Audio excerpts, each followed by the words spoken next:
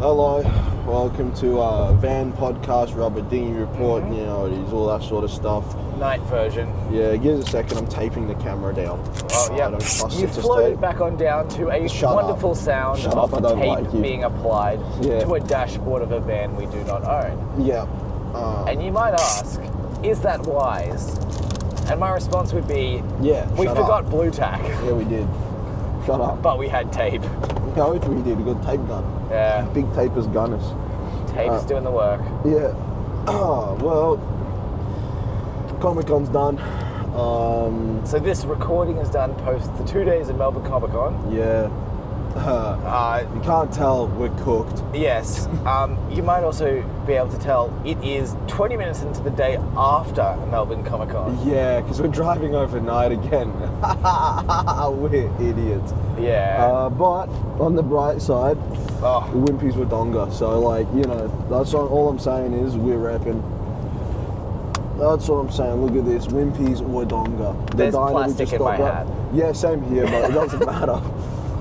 So you want to explain the burger you just had? Oh, I got a chicken schnitzel burger. Mm-hmm. It came with a chicken schnitzel in a very grim bun to begin with, and as the bread boy, I couldn't stand for that. Yeah. Top of that, they buttered the bread, a crime. Oh, shut up. Buttered bread's way better. Even further, tomato on a chicken schnitzel. You also could have just taken that out. That's just making it soggy. You could have just taken that out. And then loose small bits of lettuce.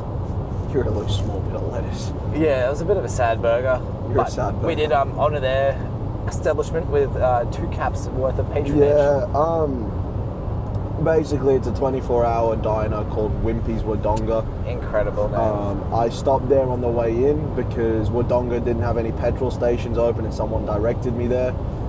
So Who did you speak to direct you there? No, so there was a server that had the night thing open, but they didn't have a bathroom. Oh, okay. So this was the 4th server I went to in Wodonga. Gotcha. They didn't have a bathroom. Yeah, okay. It was just a night window, and the guy's like, head over there. Yeah. And I was like, okay. So yeah, it's a diner. They seem to have some half decent stuff on the menu that I was kind of intrigued by. Yeah. But more importantly, it's called Wimpy's Wodonga. So like, we're gonna get the hats. Come on. You know, it's, it'd be impossible not to.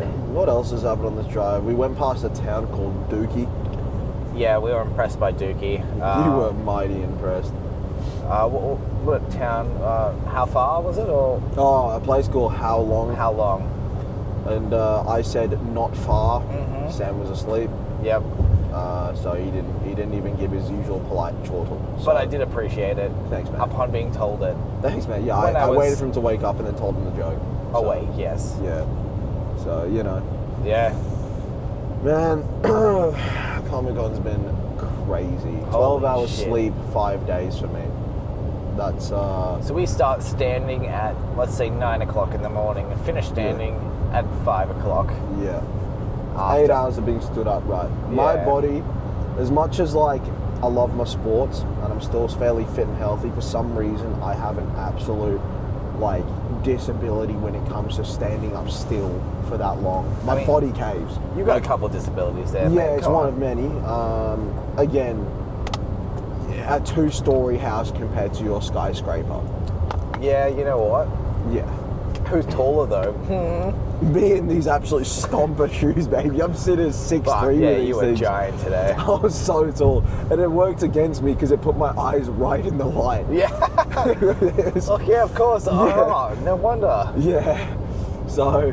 Yeah, sucked in, loser. They're pretty cool shoes, though. Yeah. You want to take a look? Here they are. Absolute stompers. Can you imagine getting kicked in the shin by these bad boys? Look at that. The point that they come to. That front bit isn't.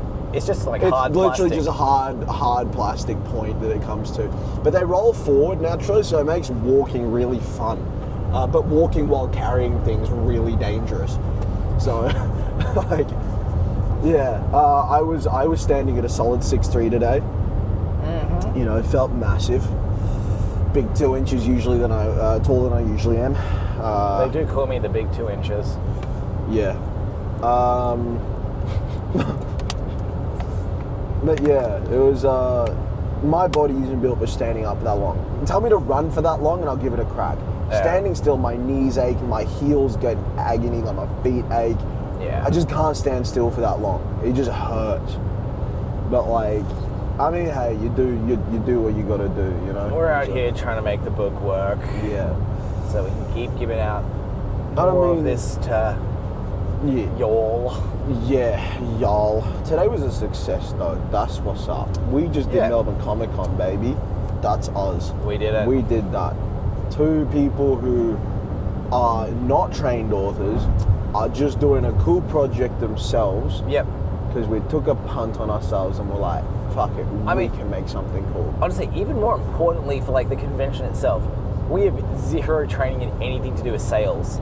Nothing at all. I feel like I learned a lot. Honestly, by the end of it, I would call myself comfortable with being a salesman with our book. Oh, let's get that off. Whoops. Well, also, we can't be seen now. I mean, what do we reckon? What? Do we need to put it on? I mean, does it affect your driving law? I'm not sure. Not a huge amount. I can probably just deal with it. And also, it's like the biggest parents lie that it's illegal. It's absolutely not. No, it's not illegal. It might even keep me more awake, to be honest. Yeah. Well, I mean, you do have a drink right there, which you're going to be... I do. You're having one of those because you're going to get tired. Yeah, no, I'm doing all right. After my feed. Yeah. Fucking Wimpy's with that shitty burger. Big Wimpy's. Big Wimpos. No shout-outs. But shout-out Wimpy's. Yeah, they gave us the hats. You know, big old Wimpy's with longer. For money. Yeah, for money. $30 a hat. Crazy. So yeah, thank you for those who bought the book for today for funding the hats. I mean, pretty much. Cheers for that. Yeah. You put money in the pockets of Wimpy's Wodonga, and that's the circle of life. Buy Revolt Morgan Part 1. Fund support Wimpy's Wodonga. That's our next selling point. Wow. I want you to open Sydney Supernova with that pitch. I'm going to have to wear this hat then. Buy our book, support Wimpy's Wodonga. So good. Yeah, it's crazy day. None of that sales training going into those 2 days. No, it was... having to learn on the fly and then sort of working it out to an extent. It was crazy. It was intense, stressful. And because I haven't done this on the podcast yet, I am going to tip my hat to you, sir. Yeah. I was wrong. Oh, thanks, man. I admit I was wrong.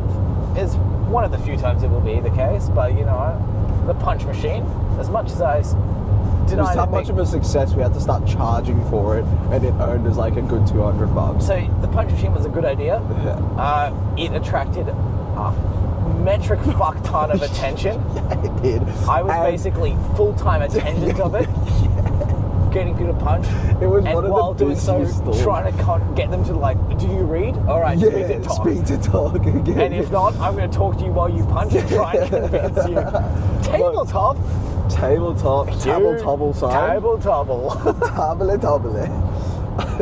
But yeah, I was flat out on the machine while Tok was flat out pinching, and I mean, like I was still pitching at the same time. I think my favorite bit about it though is like I feel like I was more confident for the people that I could tell just wouldn't be interested. I gave them just like a quick option to if they wanted to pick up a prologue or just like, do you read? Nah, that's all good, man. But you went the full like getting started on the pitch with everyone. Do you read? Do you this? I was so much fun. I was just watching you, just like some dude that would absolutely never pick up a series. Hey, it's always worth a shot, eh? Oh no, oath it is. I think you were just a bit more willing to do that than I was. I was just like, I'll just go focus on the next person that I reckon I can. I mean, if I was being economical with just my time and energy and such, probably shouldn't have done that. Yeah. But you know what? I did. Yeah. Can't do much about it now. Nah. Yeah, it was, I mean, again, I think it was just massively rewarding, regardless. Oh, you know? I mean, it was great having, like, a chat to those people who... Yeah, I can't believe the messages we received already. Oh, crazy. Like, I mean, it's so sick. The number of followers have stuck around so far like as well. We're at 1,050 or something on Instagram now. I think 100 and something on YouTube and whatnot. It's not massive, but it's growing, and that's nice. Right. From starting from nowhere. Yeah, it's just nice. It's nice just like reading messages from people being like, looking forward to seeing you next year. Like, hell yeah. I mean, if you've seen the Becoming Authors, I think we talked about it a little bit Or did we talk about? I honestly, talk about what? This night's been a blur. So I don't know what day it is. I've slept 12 hours in 5 days. Do you know what that's like? Some would say not healthy. No, but for the and to you, for the you would say fuck off. Yes, I would. Yeah. But to you, I would say, what, are you an author? Do you sell books? Are you becoming one? Are you becoming an author? Shout out our other series. I didn't think so. We put in those hours. We put in the work. Yeah. I just love it that I hope some people that saw how polite and lovely we were being at the convention just come to this where we tell people to go away, you get what content you deserve and nothing. It's like me going from thank you so much for the support, guys, to we hate you all. We don't hate you all. No, it's just what you get. Yeah, it's just what you get. Again, if it's your first time, you're new to this thing, I don't know how to edit. My computer can't handle edits. It's falling apart as it is, and I need it to write the novels. So if you think you're getting edited content and not just like gaps of silence, shut up. You get what you deserve. And I'm too busy with everything else to take over and do the editing I'd rather do. No, you edit books. Yeah, Shut up, edit books. If I had the time, I would edit this and make it proper. Yeah, well, listen. I have to sacrifice some things, and that'd be the quality of I already sleep like 4 to 5 hours a night because I write like 18 hours a day. Yeah. And then try to run a business on top. Like, it's I ain't editing vlogs. Shut up.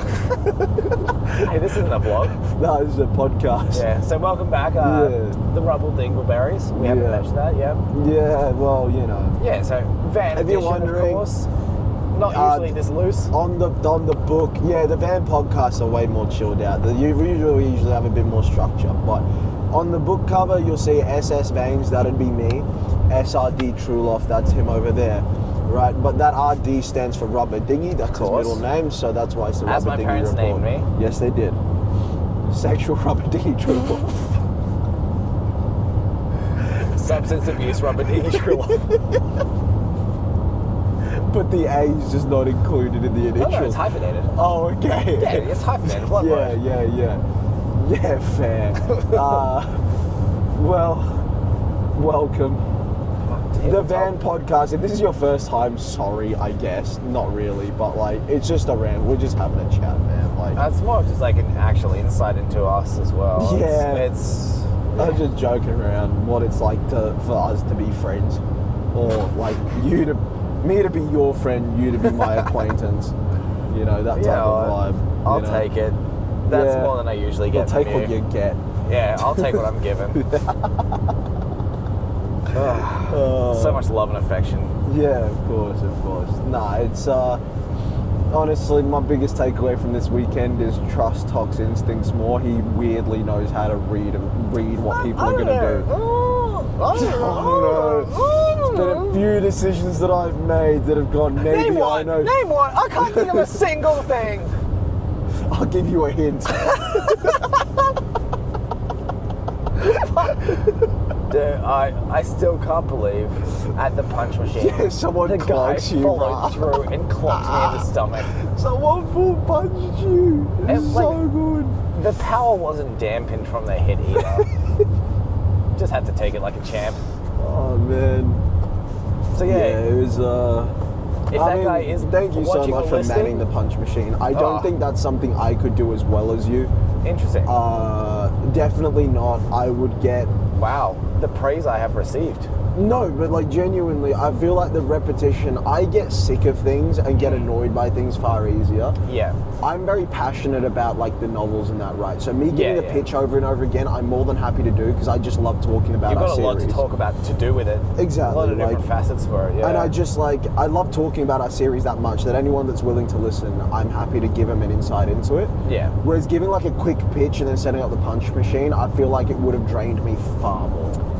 It definitely was draining. I bet it was. Even just trying to like find that moment to pitch to people while they're trying to sign up to the social media and punch. Yeah. It's kind of hard to pick that moment when trying to get them to actually listen before they run off and grab their attention. Yeah, for sure. So, Also, just dealing with the queuing I had, that was actually quite tough. Trying to manage the people, like, I'm trying to pitch to you, but this guy over here is now trying to come and have a punch, so I'm having to explain to him what to do 100%. First, and then, Honestly, going forward, we need us two, but we need another 3 or 4. Sorry, we need 3 or 4 in total. Yeah. Ideally, if it was an ideal world, we would have 5. 1 on the punch machine, 2 on either table. Yeah, it'd be good to have like a lot of people who are familiar with the series. Because even the punch machine person, we can, instead of that being you could sit at the table. You'd have someone on Loads of Story a little bit less, sending people over to us. Yeah. It's like, you read books, hey, go have a chat to Top, whatever, go have a chat to Sam.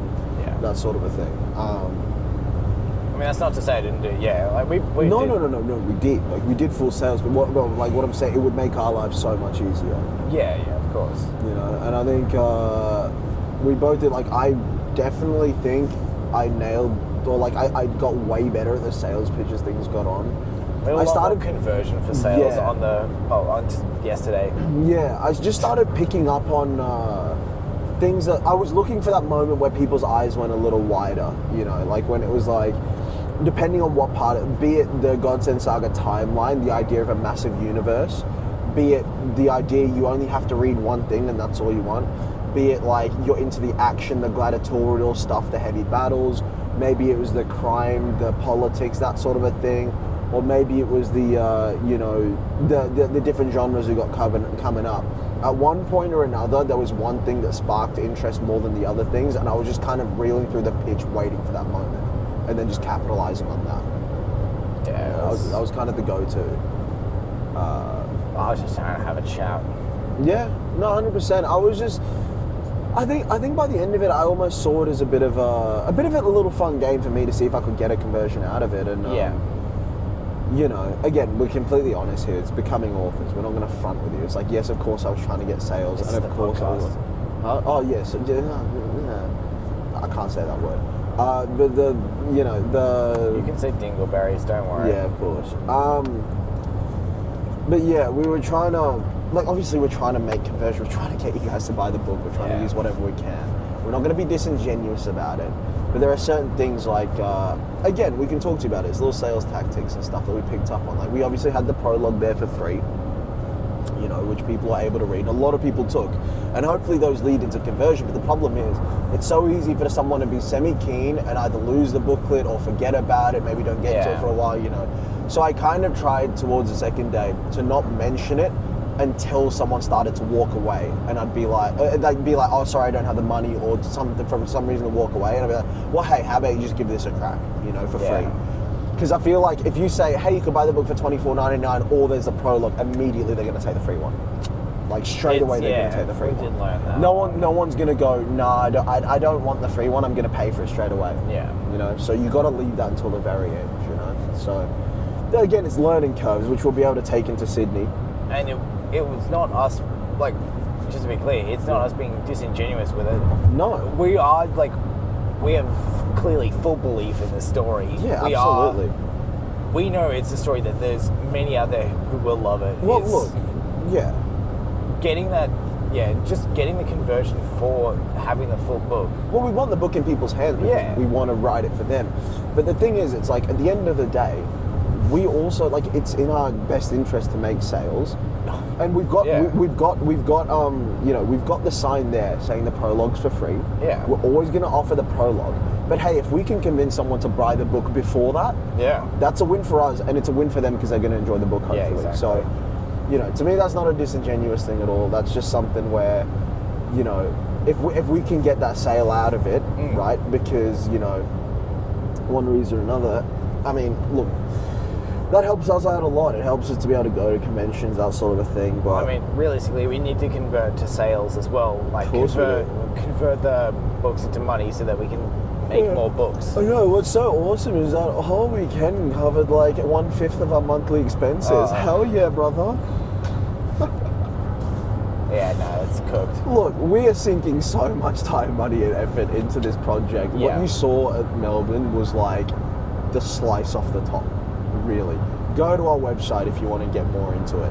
We have so much to offer there. I mean, be aware of the surroundings we are in. we're in the middle of nowhere. Yeah, we're quite literally in the middle of country Victoria. So that we can drop our stuff in Sydney for our following convention in 2 weeks. In 2 weeks, where we come back doing the same thing. And then we've got Brisbane, then Sydney, and then Brisbane again this year. Bearing in mind, I have to work every Monday. Yeah. So, you know, sleep, don't need it. You know, sleep is for the weak. Absolutely, it is. And by week, I mean 7 days. Shut up, man! I'll slap you. You ready? Get into a car crash, but let me out first. Ha. Yeah. That's a tough one. I'll do it. Okay. Yeah. I promise I'll get in a car crash. Get out now. Go, go, go. Oh, man. This, yeah, we've still got, right now we're driving back to Sydney, then we've got to jump on a plane back to Brisbane. I've got to work, pack orders for my business, and then I'm straight out onto the futsal field. So, again, if you guys are new, welcome. And we another welcome. Yeah, I'm a welcoming guy. What can I say? Oh, you're so good. Yeah, we met playing football. It's kind of like the thing we have in common, at least at the start. I'm a big football fan. Him not so. He's just very good at playing it. I like to play. Yeah. Yeah, and we moved from football into futsal, and we have a futsal team that plays every Monday, called Wongalpong, named after the prestigious city in northern New South Wales. I know. It's not in northern New South Wales, it's in Queensland. Is it not past the border? No, well and truly not. It's close. It's in Mount Tamborine. That's well and truly Queensland. Mount Tamborine is literally on the border if you go to the southern end of it. Well, it's not the southern end. Alright, whatever. You know what? It's Wongalpong, nice good name. Yes, I named our football team. All of us were collectively from Wongalpong. Yeah, that's kind of the law. Yeah, we're all from Wongalpong. And FYI, Wongalpong has no houses or buildings. No restaurants. It's got a field. It's the Elysian Fields. Yeah. So shout out Wongalpong. Yeah. I'm not going to say no shout outs, even though I just sort of did. So Wongalpong's our futsal team. And we got a game tomorrow. It's an important one. We're coming fourth. We're trying to make semis. The team we're playing is fifth. And alarmingly, the night before / the day of, we've currently got 2 people playing, which is not usually the case. We've got a team of about 9 who can play usually. Yeah, so right now it's me and my good buddy Will. And I'm a tentative maybe. Yes. I'm concerned at this point, about how tired at this point, please do. I think at this point it has to be a yes for me, unfortunately, as much as it... And I'm holding it to every other person on the team that they have zero excuse to not rock up. After the shift we've put in this weekend and we're still doing it, I mean, you know, some of us are Wongalpong Hall of Famers for a reason. You know what I'm saying? All I'm saying is there's 3 nominees. The first 3 are between me, you, Will, and Al. Yeah. That's what I'm saying. Yeah, absolutely. You know, most dedication out of the group. Yeah, absolutely.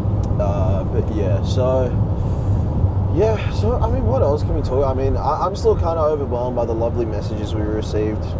It's a lot. It's kind of crazy. I mean, one of the most beautiful things of the weekend, I mean, if you want to talk about it, is the experience you had. I mean, yeah, so one of the experiences that I really liked from doing it is one of the few sales I made, because most of my sales did come from me passing off people to you to have it finish through the sale, talk to them with all the different things while I managed the other stuff at the booth. No, of course, man. As long as you were the busiest one there out of the 2 of us. I just had a knack of closing the sales was all it was. You're just good with chatting with people and convincing them with your passion and such. Yeah, that's all it was. So one of the few sales I made was to a small group of children. Yeah. They'd all come up and had a hit of the machine. Just gave it to them for free because, you know, it's kids. Doesn't hurt. So they're coming out of swing, and then I started talking to them about the story, and one of these kids seems super keen, and it clearly was sold. Gave him the pitch for the book and told him the price. Oh, you're shining up? Might as well, they man. Say it's shine time, baby? Shine time, baby. Also, if you're new, this fuels the entire project on the writing end. I write of these. They're an Aussie company, great energy drinks, are much cleaner than Monster, Red Bull, the rest of it. You feel a little better about yourself drinking it. A lot of caffeine, and helps me write and get through the day. It's how I've literally made it through these past 5 days with 12 hours sleep. 12 hours sleep, yeah. And yeah, we're trying to get them to sponsor us. So far, we got them to follow us back and share our story, which we think is mad progress. So, continue on with your story. Anyway, so this kid was looking at his dad being like, oh, I really want to buy this book. And I was pretty close to going, oh, you can take the prologue for free. He starts pulling out his wallet. And now, we weren't accepting cash. We were just taking card. Yeah. But he pulls out some cash. I'm like, it's $24. The book's meant to be $25. I just was like, let's give him the book. But it was really touching seeing him to dig into what was clearly like his limited pocket money for the whole convention, for our book. It was, very cool moment. Did you specify that it was the kid's pocket money? It was the kid's pocket money. I zoned out a little bit. It sounded like it was the dad's pocket money. If that was the case, I apologize.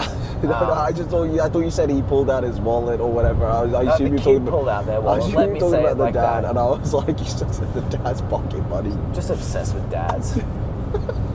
All about bashing dads. Oh, I want to show them my t-shirt. I want to show them while we were slaving away at the booth. Sam's wonderful girlfriend Vivian, who's been helping us all weekend, picked me up a t-shirt that's very apt for me. Yep. If you can read that, it says, I eat asbestos. and I do. So it's just breakfast, lunch and dinner. Yeah. So I mean, also if you knew, welcome to.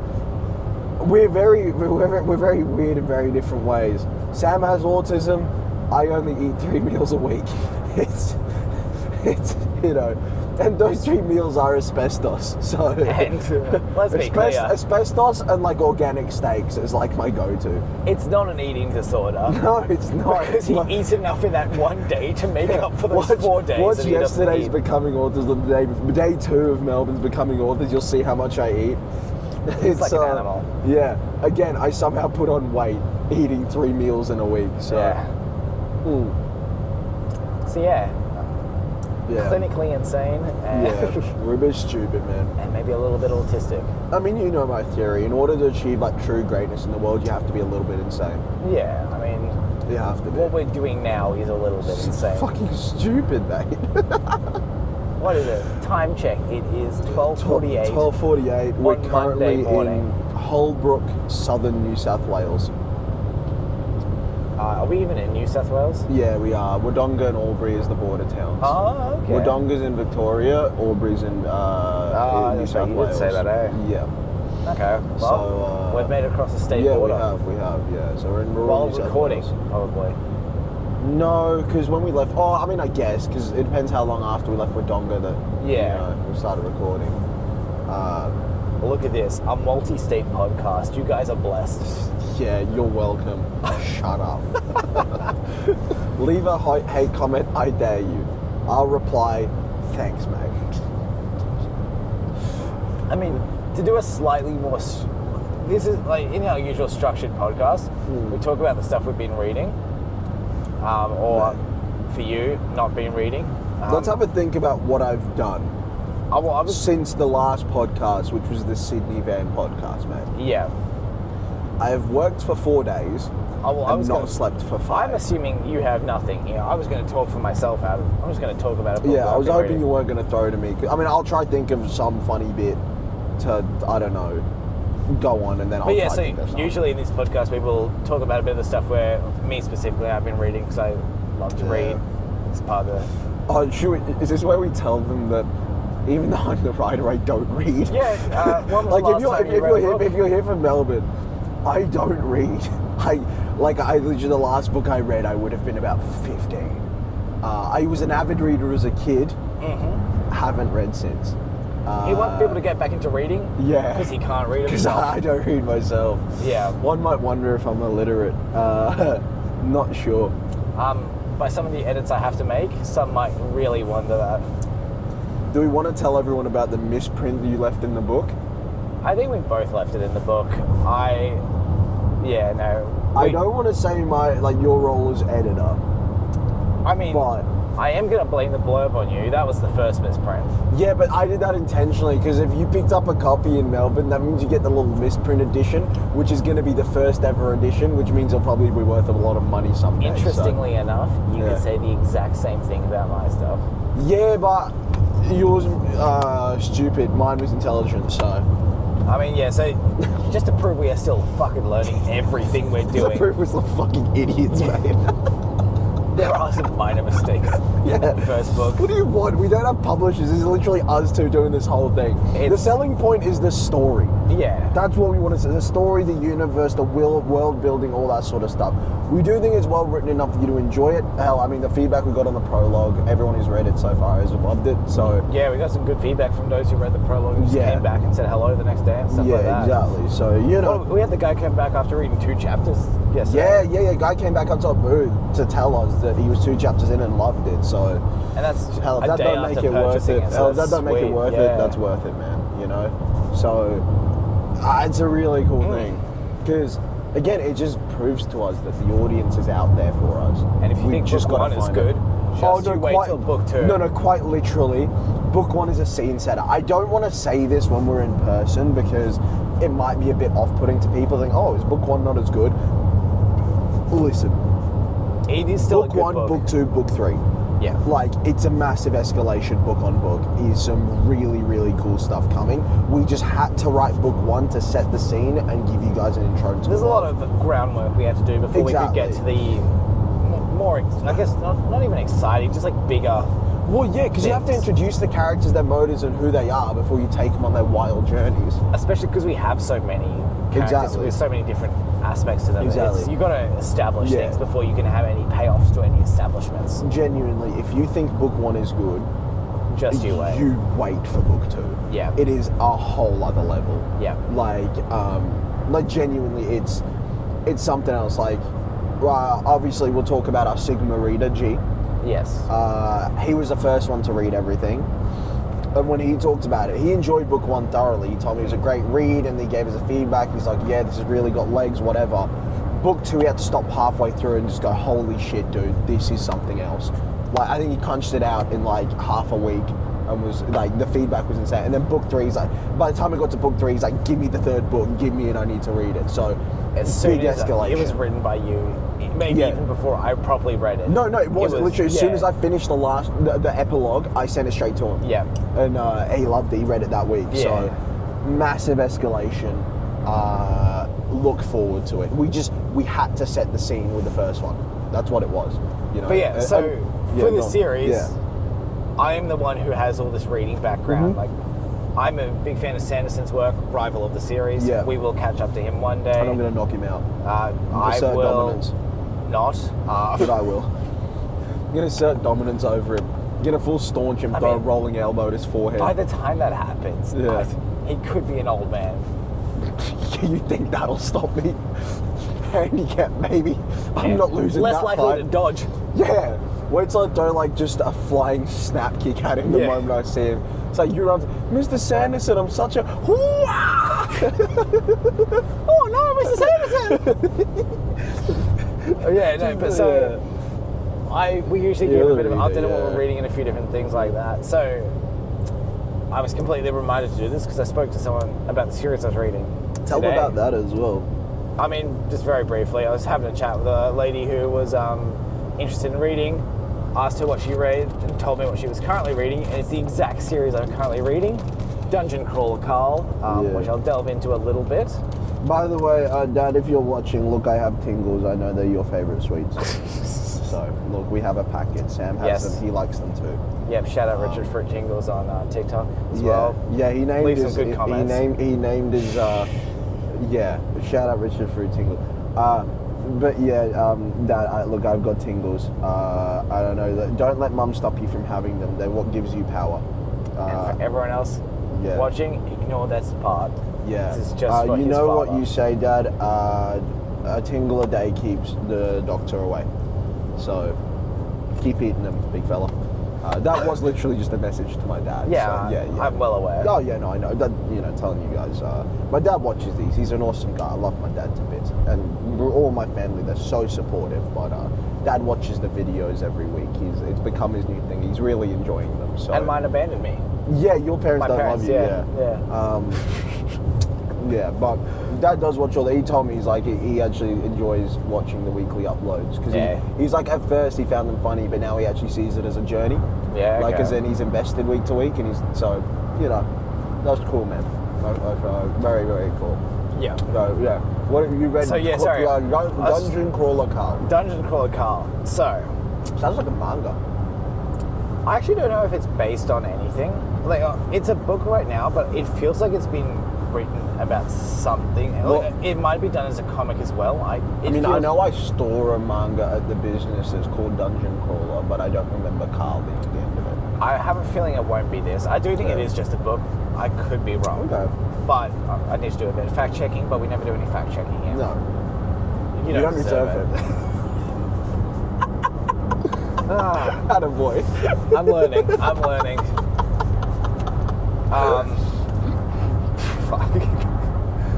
So yeah, I'll give you a bit of the premise. Book starts with a guy he's running outside to chase after a cat of his girlfriend's, who is either his ex or they've had a bad relationship or something like that. He's been sent outside after the cat, and as he does, every single building on Earth gets flattened. So everyone inside those buildings immediately dies, including his girlfriend. Right. So, insane start. Mm-hmm. What happens is the world has been selected as a planet by this corporation from this cosmos to be running the next series of Dungeon Crawler or whatever the series is. Yeah. So basically they take all the natural resources of that planet and extract it for there's some reason for money or something, needing to pay them or some shit like that. I can't quite remember. It's been a little bit since I read the first one. Yeah. But all of the buildings that was squished down into the ground, all those resources are now being used to create a TV show for people in different planets. To create all these resources are used for the dungeon. So you've got a lot of it's set in a modern world, right? But it's then set into almost a video game dungeon. So it's a lit RPG. I don't know. Are you familiar with the term? I'm familiar with the term RPG. Yes. Hold it over your shoulder, pull the trigger, does some damage. Yes, role-playing game. Yeah, that one. That's what you mean, right? Yeah. I do put my role-playing games over my shoulder. But yeah, I think it's just literary RPG. I know. Yeah, cool. Yeah. I didn't know what the first was stood for though. The before RPG. What was it? Yeah. Literary. Oh, okay. Yeah. So it's him having to do this it's almost like a D&D-esque adventure. Yeah. Where he's set in this world created by alien species, but trying to somewhat adapt to human culture. So very early on, they're fighting these hobgoblins who are addicted to drugs and stuff like that. It's fairly comedy heavy. Yeah. When he does go into the dungeon as well, he's got his cat with him. Yeah. The one he saved. So when you go into the dungeon, you become a player. Yeah. And the cat accidentally becomes a player as well, because there's a lot of this stuff it's loot boxes they sort of receive from this game system. Yeah. And one of them was a pet box. Right. And in it was something that made the cat too intelligent, and it ends up becoming the party leader. So he's being controlled now by the cat of his bad. He's an ex-partner or toxic partner or whatever you want to call it. Yeah.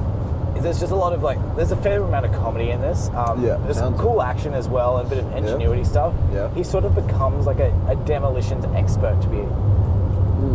In a way, he's using the dungeon's resources to create bombs and stuff. Yeah, true. And just break the system a bit. Yeah. I'm up to the third book now. I don't want to go too far into it because it's just getting to spoilers. There's some really cool stuff in there. And I have to say, huge credit to whoever did the audiobook.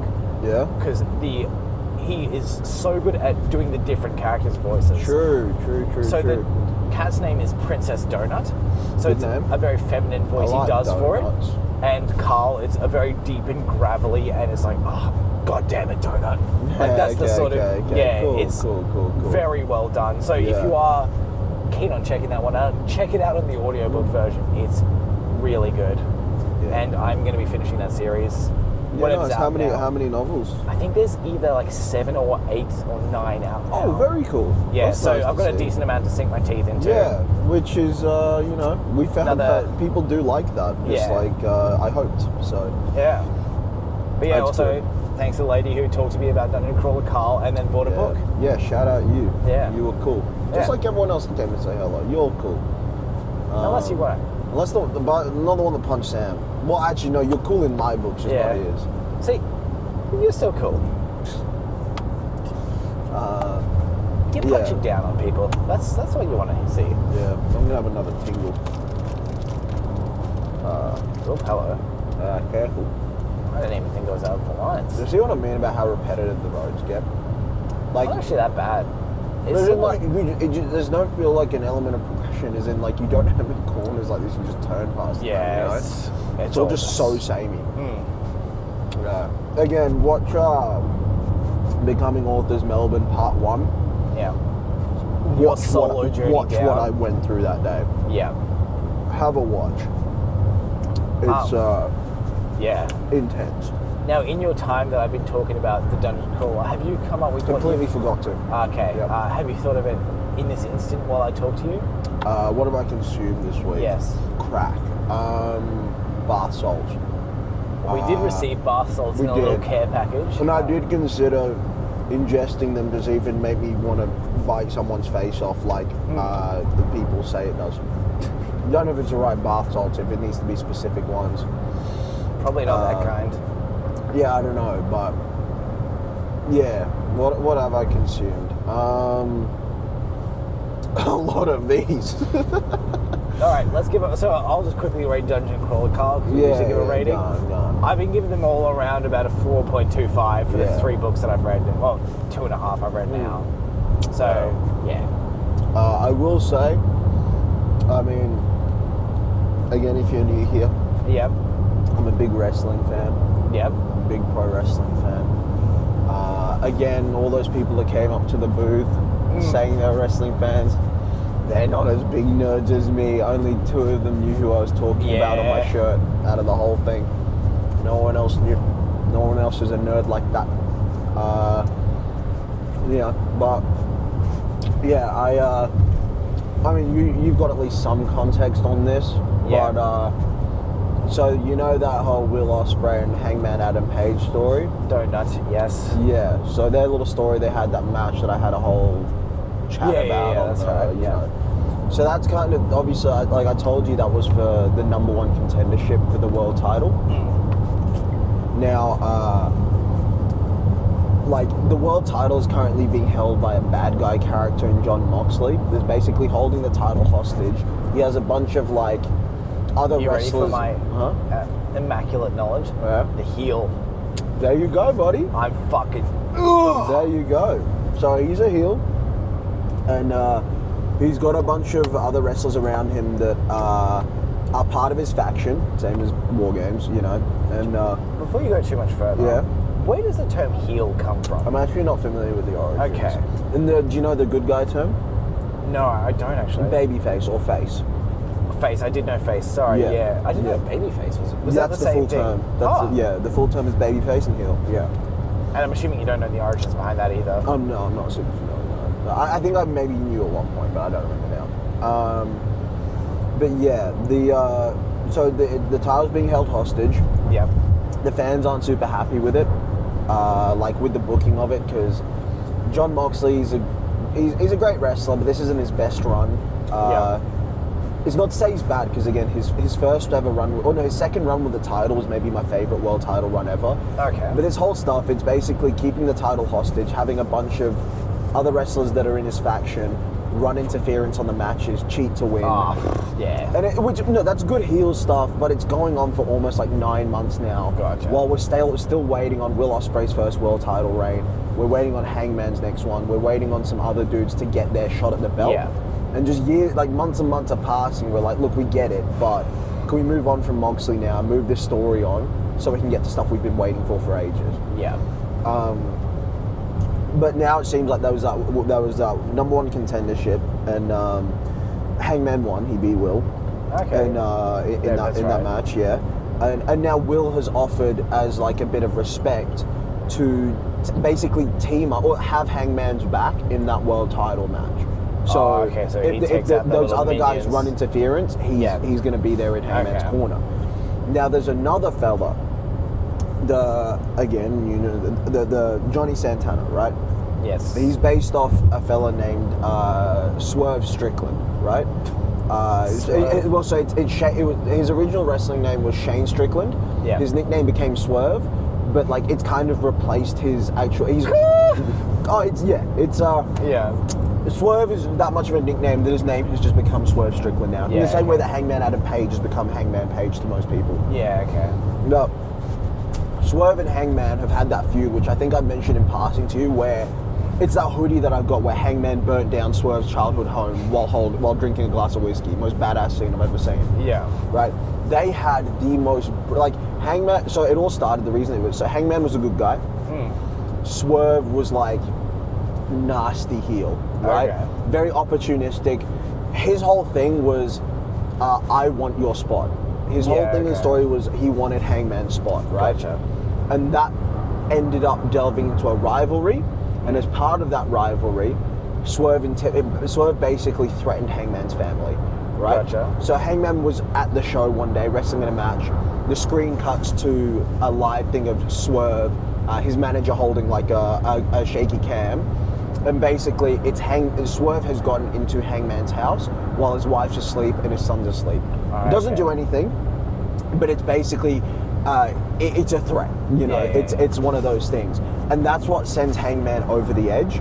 And you know how I talked about, he went on that dark turn for like a year or two where, he kind of lost himself. That was the catalyst. He spent, instead of like being at the top of the card, he spent a year or two basically hunting down Swerve. They had 4 matches between each other that were the filthiest bloodbaths I've ever seen. Dude, they were sticking needles in each other, stapling each other. Blood was pouring everywhere. Dude, at one point, goddamn, Hangman literally drank Swerve's blood in a match. Wow. It was the most heinous deathmatch stuff. Barbed wire, like ripping into skin. It was brutal. Yeah. And that was their main program over 2 years, right? Swerve went on to win the world title. Hangman kind of spiraled downhill a bit. Yeah. Ended up becoming a villain. So in all of that, Swerve ended up becoming the good guy to the fans. Hangman became the bad guy. Okay. And that's where Hangman kind of lost his way. Yeah. Right? And then Swerve, coming out of that feud, he won the world title, had a world title run, kind of become top of the world and all that. And then he lost it. They kind of been kept apart. All different programs have happened. And now, so for context, it's kind of a half real life, half storyline thing. Will and Swerve have been good mates for like 10 years. Yeah. So a lot of what wrestling's become these days is a blend of real life and thingy. Yeah. So Will and Swerve often talked about the fact that they used to room together, traveling the tour, like on the independent circuit and stuff. Will's a bit younger than Swerve, so like Swerve kind of took him in as a younger brother, sort of thing. But obviously now Will's like, hey, Hangman, we'll get Swerve on our side as well, right? And the 3 of us together, we're the 3 top baby faces right now in the promotion. So without saying the terminology, together we can get that belt back. But obviously Swerve and Hangman are like, fuck no, I am not doing anything with this guy. This guy threatened my family, this guy burned down my childhood home. So Will's basically trying to play peacemaker and be like, put that aside.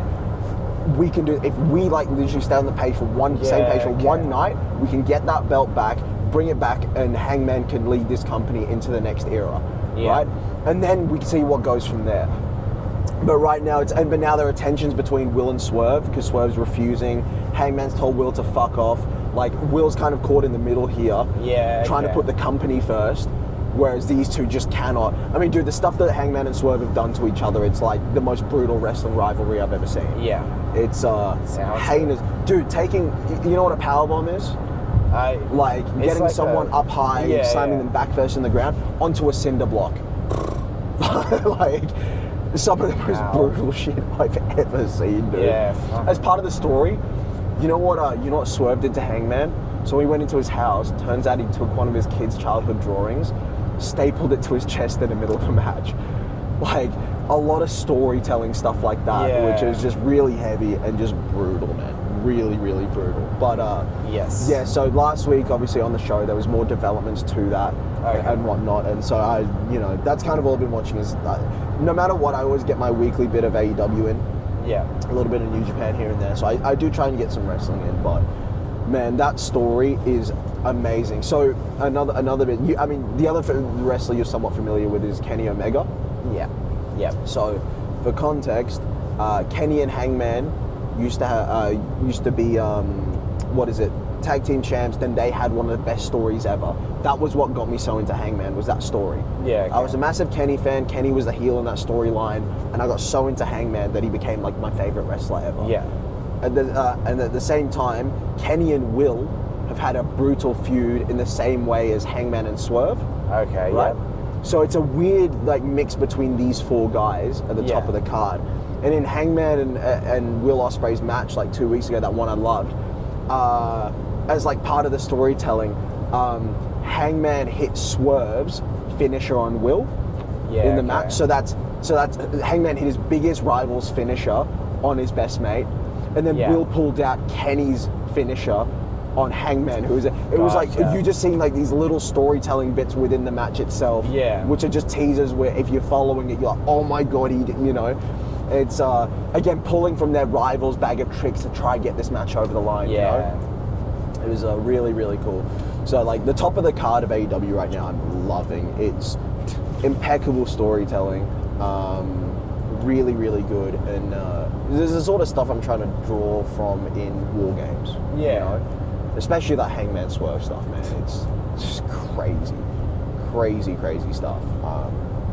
But yeah, there's a big, massive stadium show coming up, and I'm hoping the main event is going to be Hangman Page versus Jon Moxley for the world title, which is that whole story that I've been talking about.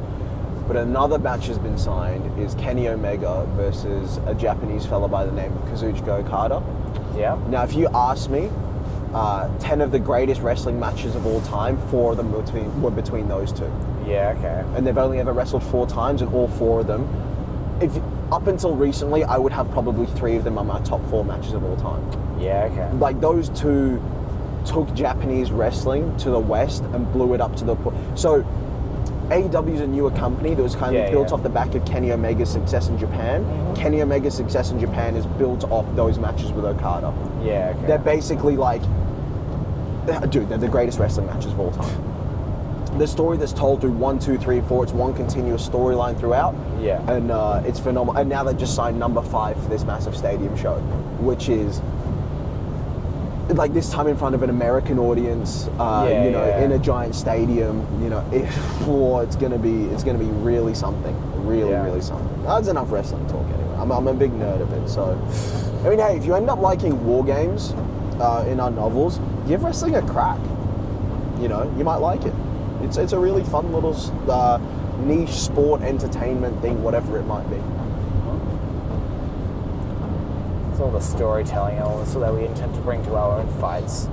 Yeah, exactly. I do feel like on top of that already that martial arts focus on not just as our pitch keeps saying, Superman. It's not Superman versus Goku. It's proper MMA, sort of like actual combat. Yeah, but the thing is, you don't need to be into MMA to enjoy it, because you'll still understand exactly what's going on. But for those people that are, for those people that are in the know, they get that little bit extra detail. So, and I do feel like sometimes what's missing within novels, and I feel like what people really could draw from pro wrestling, is that storytelling element of the fights themselves. Like, you know, for example, the final fight of book 1. The ups, the downs, the babyface comeback, the heel dominant spot. Like, you got to build it in a way that gets the reader behind the babyface coming back. You know what I mean? Yeah. Like, it's simple wrestling psychology, but I feel like not a lot of other mediums that display fights use that enough. Already said Sanderson's like a big inspiration to me, and he's straight up said pro wrestling is a place to look if you're looking how to write fights properly. Exactly, 100%. And you know, because again, I love the psychology of wrestling and stuff, and once you set it out, you can swerve them, you can take them this way, take them that way, you can, you know, all this sort of stuff. What you've done there. Oh yeah, Swerve Strickland, he's a cool dude. But yeah, like it's the ebbs, the flow. Yeah, dude, the truck's full beams are insane. They light up the entire sky. It's nuts. But it's the ebbs and flows of the fight. You know, it itself should be a story for me. Yeah. Like a self-contained story within the fight. It's why our prologue is a fight, because it is a story within itself. It's the easiest way to sell the series. Yes. Because it isn't a chapter that's like a teaser or anything. It's its own self-contained thing, right? It's set previous to the rest of the book. Yes. But it's like it tells a story within the chapter.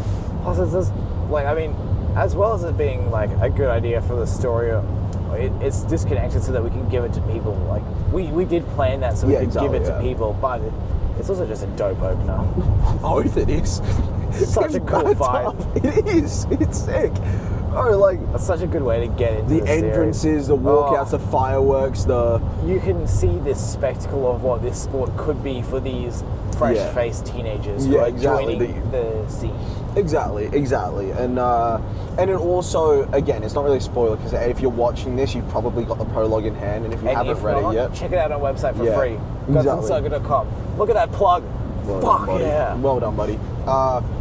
The main character is Kensei Hikari, the father of Toshiro Hikari, the main character, or one of the 3 main characters of the series. Yeah. And Toshiro spends a lot of time trying to figure out, you know, his legacy and stuff, and often references his father. It's a big thing that goes through book 1, 2, and 3. So at least you get that reference point of what his father was like. You know, just like the sheer power he was capable of, like the majesty he was treated with, what he was like at the top of the sport. You feeling sleepy? No, not sleepy, just yawning. Yeah, okay, that's good. Please don't kill me. I mean, kill yourself. I don't really care about that, but like, don't kill me as well, man. Well, we'll see what I can do. I'd be like deeply selfish in that. What is? Huh? I'm just sharing. I can't leave all the killing to myself. So true. But yeah, I mean, what else has been going on, man? This is a van podcast. There's no structure. We can have silence. Shut up. I'm a little bit focused up. We've got a bit of rain out front, and it's slightly foggy-ish. It is a little bit. The good thing is clear roads ahead, which is nice. I don't know why there's street lights for this 20 metres of road as well. Yeah, you get that every now and then on this drive. Strange. Yeah. Then there's like one street light up there. Yeah. Oh, man. I'm going to want nothing more to go lie in my bed in the office at work. And I'm just going to have to get in there and literally just start packing boxes. See how grim that is? And you know what next time I'm going to do? I'm going to have 40 to 50 emails to deal with asking when certain books are going to be in stock. Yeah. When the release date is on the website. Yep. Love that. Love that so much. You gotta start screenshotting them from the website and just sending it back. Oh, no, I just tell them as per our website. I will say, the biggest fault that the inventor of the keyboard ever did. Yes. Was put the G so close to the T. I sign off every email with kind regards. Mm-hmm. That G is awfully close to the T. I don't always check before I hit send. Yeah. I have signed off emails with kind retards, the Manga Men team. Far out. Yeah. Has anyone asked about it? No. Okay. You know. I mean, it happens. It's an obvious mistake. It is. But it's a funny one. it feels like an insult when you receive that. No, because to me it seems like we're calling ourselves the kind retards. Probably is a... Yeah.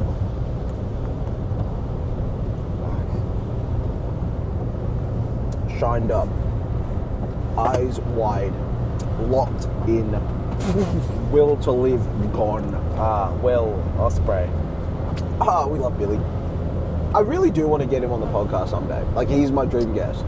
We'll try and get that to happen. It's a weird thing because Hangman's my favorite wrestler of all time, but Will is still up there.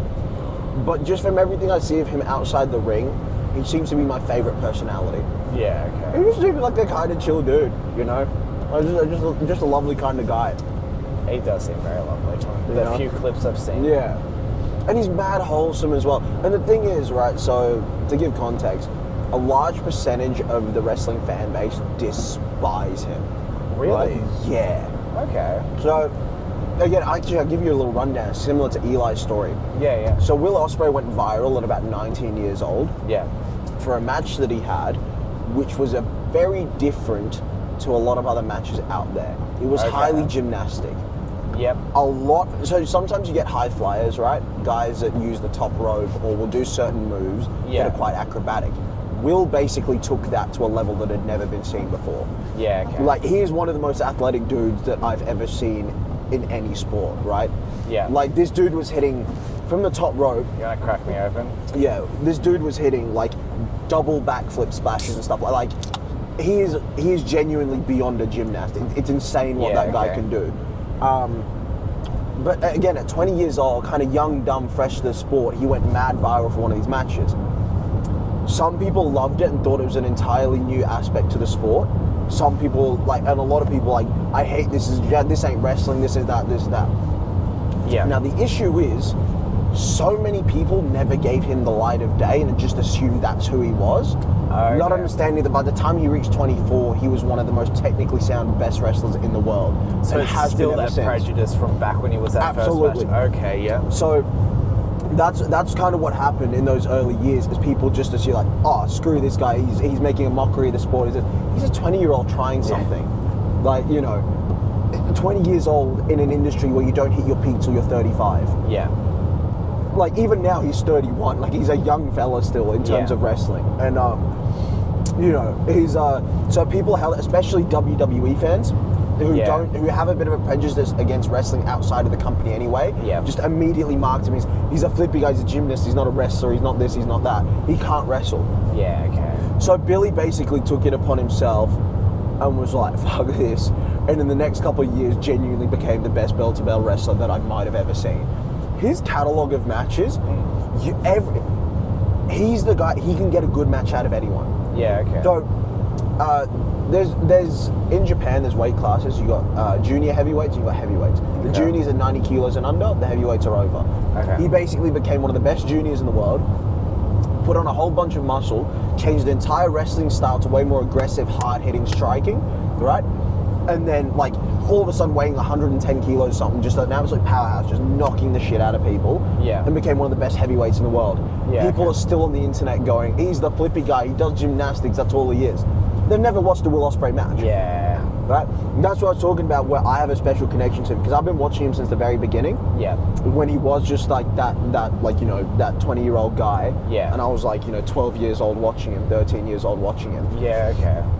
And it always angered me that no one gave him a second chance. Yeah. There's anyone who was a nerd like me and watched Japanese wrestling was this dude is something special. Yeah. Very, very special. Generational talent special. But then if you ask anyone in the wider fan base, oh, Will Ospreay, he's that flippy gymnastic guy. He's shit, he can't wrestle. Yeah, okay. And that's sad. It really sad, because he was genuinely generational. And then so he basically came out, New Japan Pro Wrestling. He ruled that he was again, talking about gaijins, he was a top gaijin over there. Yeah. Right? And he ended up just, dude, week in, week out. This dude, the G1 Climax, the X1 tournament in our series is kind of based off that. Loosely based, It's a tournament where they wrestle every night for 30 days. It's a round robin tournament, and it's known to produce some of the best matches in history. Yeah, hardest hitting, fastest pace, and the 16 guys that take place, 20 guys that take part in it, just put themselves through hell. Dude, Will was dropping every year with whoever he faced some of the best matches in the year. Like, it's become a thing where he wouldn't win best match of the year in like certain wrestling circles, because for other people they only had one option. If it was a Will Ospreay match, you'd have 10 to choose from, and the votes would be split. Yeah, okay. You know what I mean? Like, he became undeniable, and yet still every major wrestler, like as in every casual fan, every WWE, Will Ospreay, he's that flippy guy.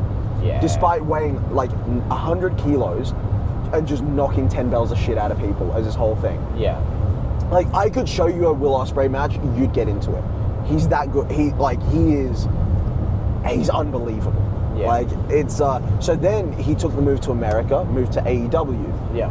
And finally, at least a portion of that is switched. Yeah, and it was he's that guy.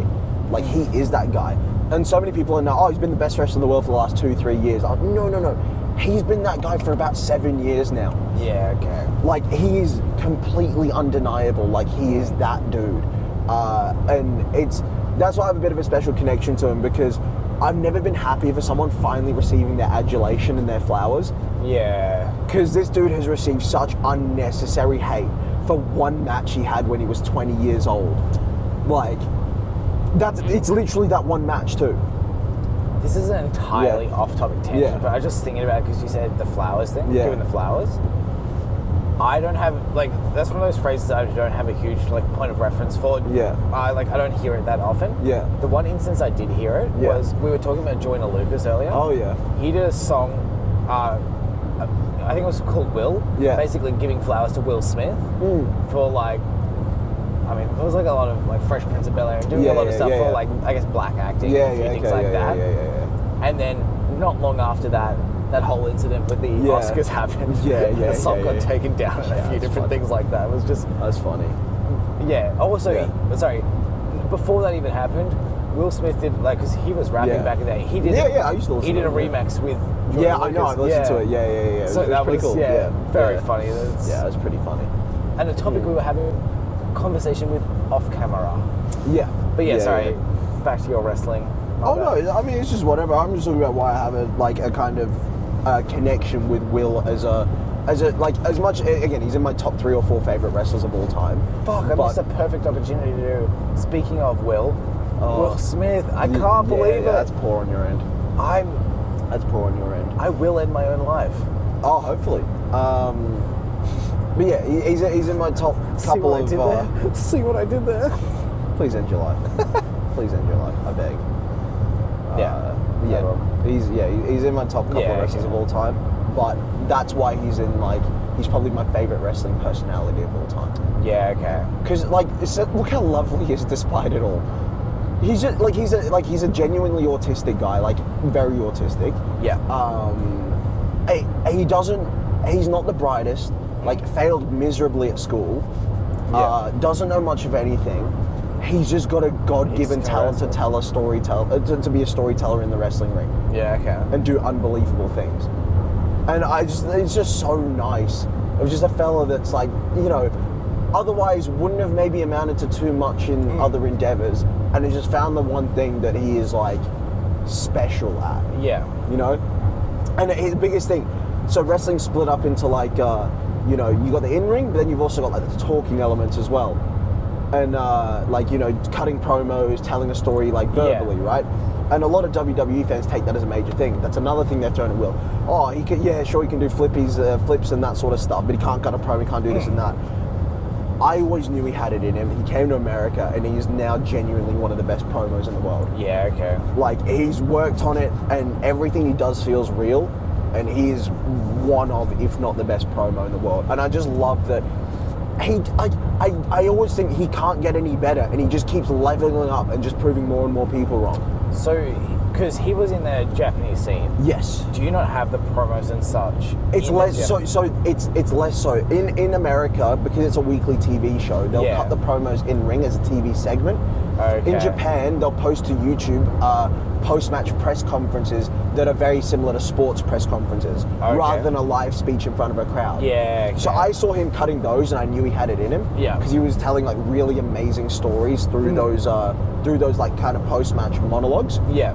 And I was like, and everyone said, not as many people watch Japanese wrestling. They're just like, he can't talk, he can't. I'm like, trust me, he can. Like, he can, you know. Yeah. And he's proven it. He's week in, week out, he's one of the best things on TV. And it's just lovely to follow someone for that long and see them finally get what they deserve. Vindication. You know? Yeah, absolutely. And also WWE fans hate him because he says he never wants to go there. Because WWE is more of an entertainment company. They're more about the pomp, the circumstance, but the wrestling's toned down a lot. Yeah. So a lot less intense, a lot less violent, whatever. Billy's based off knocking 10 bells of shit out of someone and putting on the most physical, insane matches you've ever seen. Like feats of physical strength, which you will never see. And he's like, they're not going to let me do that in WWE. I don't want any part of it. Yeah. And WWE fans, for some reason, they've got this thing that unless you go to the WWE, you're not good. They're really tribalistic like that, and I'm not really sure why. Okay. I think they see the new companies popping up, and I don't know, they see it as an insult to their childhood company. I don't really understand it. Some people are weirdly loyal to it, and I don't like. Because I don't know. I don't know a huge amount about wrestling, but the bit that I do know is sort of about how WWE took over everything. It did, yeah. And that's very interesting that it's like going the opposite way around now. That like anything new pops up, how dare you? We are the everything. It quite literally is crazy, and it's on the fans as well. It's almost like they have a nostalgia. WWE loves capitalizing on nostalgia, which I'm not a fan of. I hate nostalgia as using it as a tool to whatever. I think it's dumb. Create something new. Keep creating, whatever. But it's gotten to the point where like they will genuinely cut down and just insult anything that isn't WWE. Like, why can't we have a different company? Dude, there were entire Instagram pages dedicated to just hating AEW.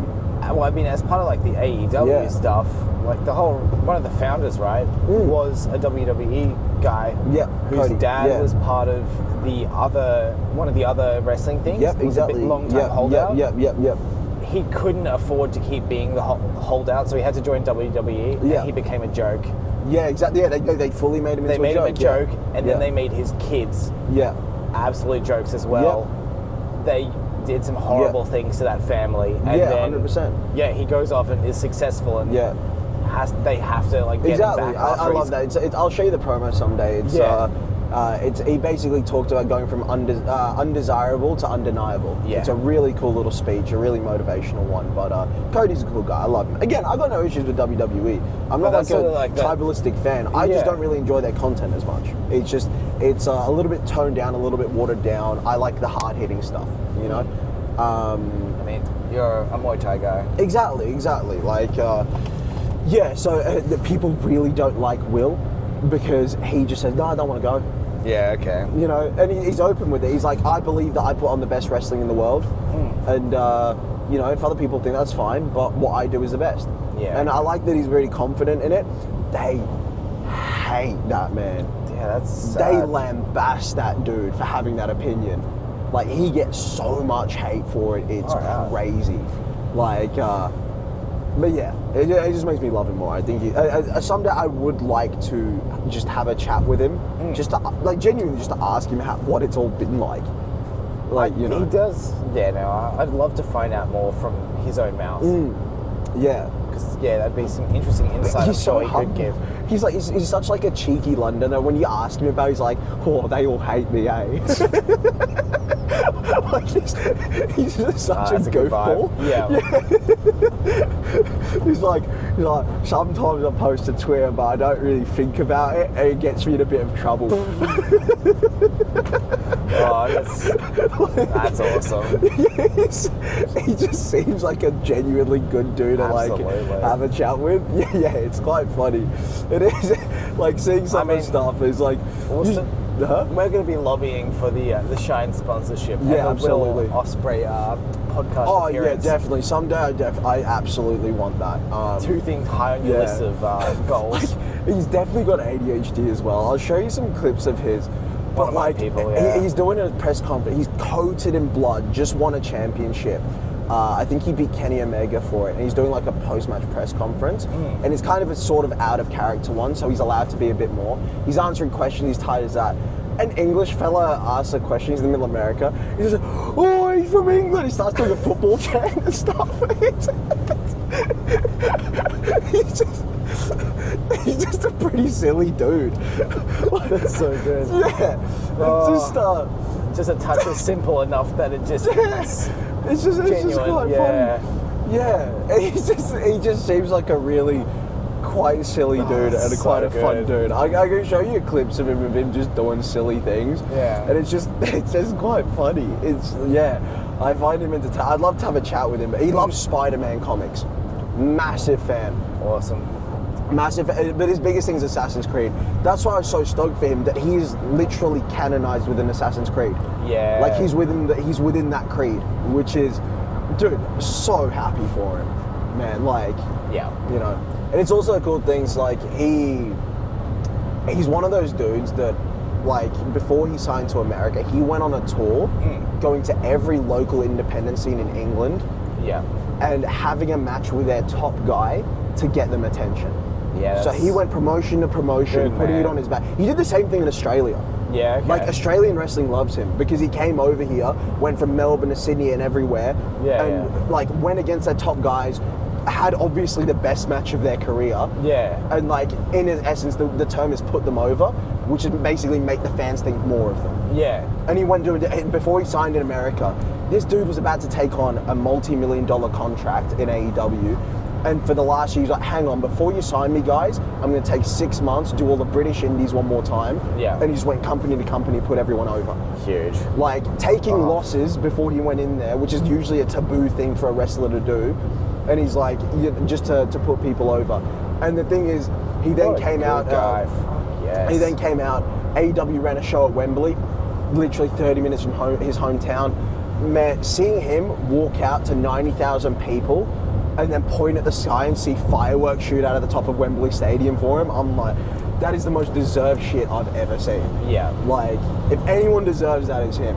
You know? So yeah, I'm a good guy. Yeah, he's genuinely a very good guy. I got to show you a podcast or two that he's on. He's quite funny, man. He's like, he's just like a big kid, which makes it so sad. All the visceral hate that he generates. Like, it's like screaming slurs at a puppy dog. It just doesn't make sense. You know what I mean? Like, I get you. It's quite funny, but that's enough wrestling. I mean, it's a van podcast. I can talk about what I want. If I'm passionate about wrestling, screw you guys. I like it. Gives me time to focus on the road and learn at the same time. Exactly. It's, man, I love wrestling, but yeah. I mean, a bunch of our characters are based off wrestlers because they're big personalities, you know? They're big, there's a lot of inspiration drawn from them, Yeah, absolutely. I mean, why not? It's a pool to draw from, you know? And not one that not a lot of other people do. Yeah. So, I don't see why not. Good resource. Exactly. I mean, the best creators thieve a little bit from here, a little bit from there, you know? I mean, there's that theory that there's no original stories because it's all the Iliad and the Odyssey. Yeah, exactly, yeah. That's just... Shout out Homer Simpson. Yes, Homer Simpson. Yeah. Only Stimson. Oh, yeah. Yeah. Oh, yeah. You know the funny thing is? Yeah. It's because I don't really, like, conversate with people outside things. I never, like, all this wrestling stuff, I never say out loud, ever. These are all just thoughts that are in my head, that I just get opinions I keep to myself, because I just have no one to, like, share them with, because I just don't really, you know. Yeah. It is quite funny. Like, me saying certain wrestling terminology out loud feels a little weird. Yeah. Because it's just conversations I have with myself in my head. So, this is a good time for it. Yeah, it's a man podcast, man. It's whatever. It's chill. It'll be long. If you're still watching, I mean, shout out to you. I mean, Again, thank you if you were there this weekend or if you're just popping up and seeing our stuff after. Read the book if you just found this and you haven't read the book. Yeah. This is a little hard to see. You good? Yeah, I'm fine. Yeah, probably high beam it in a sec. Yeah, no, you can hear. Absolutely, you can. Just wait for... He's pulled over anyway. Oh. Yeah. You know what's weird? Yeah. When I talk a lot, I get a stitch. What? Yeah. I actually don't know what causes a stitch.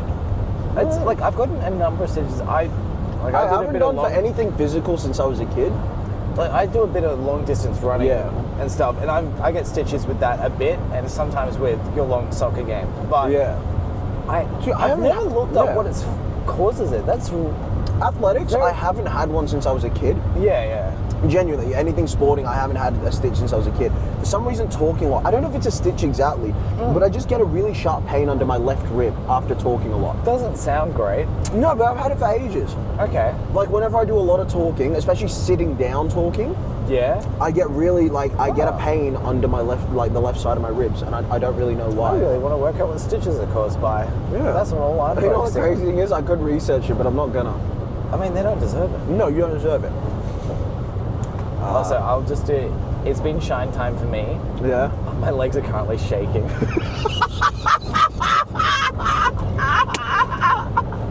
And I'm only maybe a third of the way through. Did I not tell you you'd be fucking wired? Yeah, I'm a little fired up, and I don't have anything to say. Okay, for context, I was not a massive caffeine drinker at all. I'd never had caffeine until last year, where I had black coffee a little bit, and then I found this drink, Shine. Had it before a futsal game, scored 5 goals, was bouncing off the walls. It became my pre-futsal thing, and then I realized because of the nootropic elements, it helped me focus on my writing a lot as well. So I started having 1 a day, maybe 1 every 2 days, sometimes 2 a day, depending on what it was. I'm about to fight a mountain lion. You get it now. You get it. Now you know how I was feeling in that futsal game. Yeah. You wonder why I scored 5 goals? Dude, I was bouncing. I could run up a wall. Right? You're lucky I'm contained in this metal hunk. For context, so I didn't drink it. He's not a caffeine drinker either. So I've been having these drinks for maybe a couple months up to a year now. And I still don't have that much of a tolerance. So when I have it, I get way more talkative. Normally I'm very, very silent. I mean, you can tell the difference between the start of this episode and now, after I had my drink. It's night and day. But yeah, he's never had one before, and we said he's gonna is tea. Tea, which was what I used to have as well. I'm not good at having being up too late at night. I've never done an all-nighter or anything like that. I just pass out too early. I fell asleep earlier in the car. Holy shit, I can hear myself talking. The thing is you're getting the same experience that I had when I had it before that football. This is the same experience. Okay, but the most caffeine I had, I think we searched it up earlier, is 40 milligrams. In a tea bag, there's 40 milligrams of caffeine. This is 160. This is 4 times the amount. Let's do a double check. 160 milligrams of caffeine. Yeah, I think I saw some cars coming. Yeah. But so I am... Wow. Yeah, you get it now, right? Okay, I don't think my thinking isn't focused, which I was kind of interested to see if it would happen. I think it will lock in a little more. I do feel like. But I am locked in driving. I'm completely safe with it now. Yeah, 100%. So I was starting to feel a bit of the tide. I told you it'd be worth it. Just for the If sake we have of any more drives like these, I will just do the same. But I will, after this, go back to not having any. No, 100%, you don't have to. Yeah. I just use it because it helps my writing. I have a very ADHD brain and it zones me in. Otherwise, if I have a day of no writing, I don't have one. It just really zones me in and gets me going. But, okay, what I want you to imagine now, how much do you want to fly in at futsal? Like sprint around and just start kicking the ball around. I already am one of our players who can stay in the full game because I've got good cardio. Yes. Do you not feel like you could I feel like I would be able to sprint the whole time rather than just playing a defensive role as I usually do. Dude, I'm telling you now, when I first had that before a futsal game, it was a goddamn superpower. Man, I really hope I can sleep tomorrow. You will. You will. It lasted for me tonight, about 5 6. It lasted about, for the first time, it lasted about 5-6 hours for me, maybe a little longer. But yeah, it's kind of wild, right? Seems like I'm driving the rest of the way there.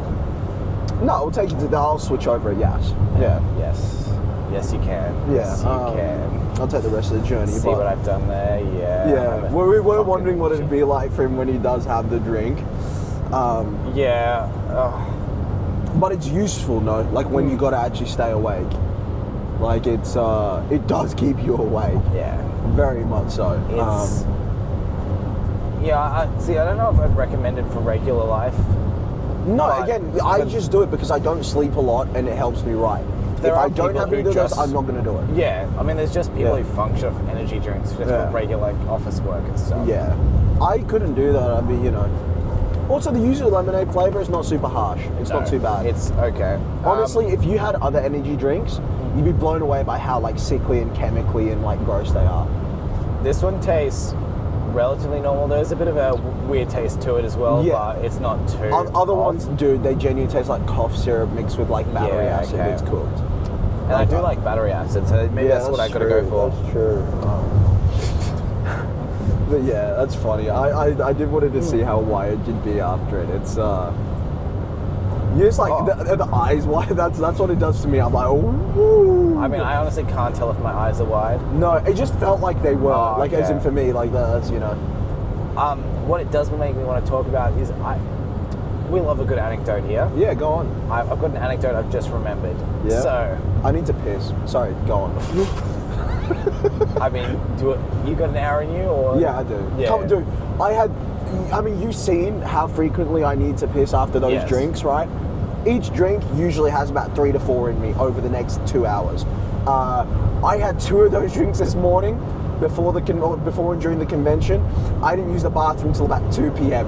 I was in a physical pain. I can hold it another hour. I'm good. Yeah. Yeah, go on your anecdote. So I thought this will be one that I think you find a touch amusing and fitting for my character. Yeah. So this is a primary school story. Yeah. Grade 6, so I was about, we did this math earlier, I was like 11. Yeah. 10, 11, let's say. So I had a hunk of blue tack. Oh yeah. And I was blue tack eater. As I know now, I have ADHD. Yeah. As I didn't know then. You had ADHD. I had ADHD.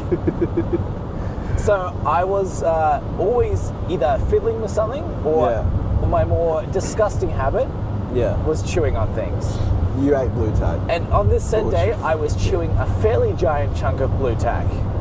Now, whatever whatever subject we were doing at the time, I mustn't have been super interested. Yeah. Because I wasn't really paying attention. I was just enjoying playing with the blue tack in my mouth. Yeah. I ended up taking out the blue tack and was like, why don't I just form this into a circle? And I was a comic reader at this point. I was like, why don't I make it an eye patch? So I put the blue tack over my eye in an eye patch. And what followed was me unable to open that eye after I took the blue tack away. I basically glued my eye shut with this wetter than usual blue tack. And yes, I did have to disappear and go to the nurse's office to get my eye opened and purged of this blue tack. Oh, that's so good. Yeah. I'm trying to think of school stories that I have. I have a great one actually. Yeah. I was in class. I was always a very polite boy. Okay. And very well mannered. Yeah. I never used to really say much or anything. You know how you are now, where if you have a problem, you don't say anything. You just kind of get on with it. Yeah. Sometimes when you're in class in primary school, like early years of primary school, like year 1, prep, that sort of thing. Yeah. You do a drawing or something, you go up to your teacher's desk to show her. Yeah. Right? So I did that. I went up to the teacher's desk. I did a drawing, went up to show her so she could take it or whatever. And I still remember it was Miss Evans, my year 2 teacher. I think it was. So I was like 5 at the time. Yeah.